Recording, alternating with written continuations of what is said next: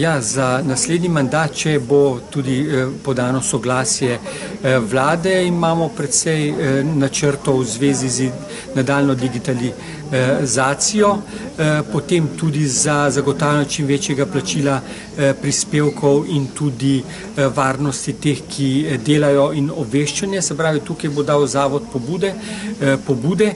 Jasno bo tudi svetom zavoda in tudi sam zavod prizadevanja, da bi prišlo končno do rednega usklajevanja pokojnin. To moramo ugotoviti, da je že 12 let, da zavod posluje z izravnanimi prihodki in odhodki. Pomembno je tudi, da je delež iz državnega proračuna za dodatne obveznosti padel pod milijardo.